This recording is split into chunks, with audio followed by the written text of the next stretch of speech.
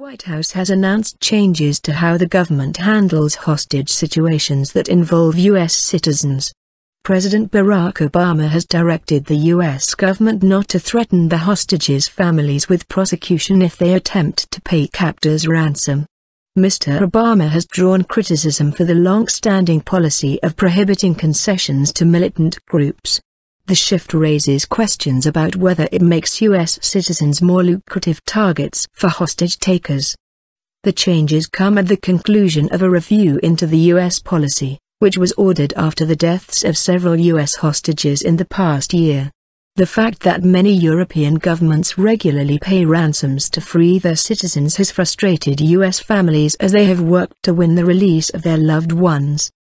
The families of hostages have told us, and they have told me directly, about their frequent frustrations in dealing with their own government, Mr. Obama said, before admitting that government departments are not always as well coordinated as they need to be.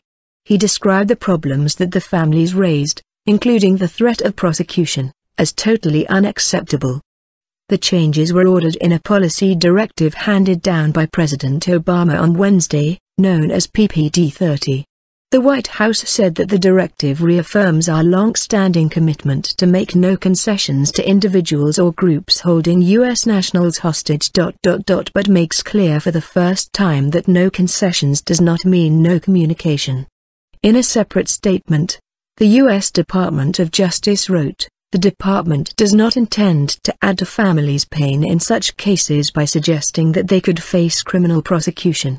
In the past, hostages' families have felt that they had few options to win back their loved ones, and some have said that the policy provided government officials with an excuse to avoid answering the families' questions.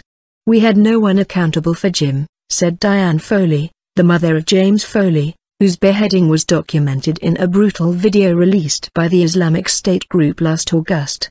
A recent report in The New Yorker magazine details the collaboration between many of the hostages' families and the efforts that they have undertaken after becoming frustrated with perceived government inaction.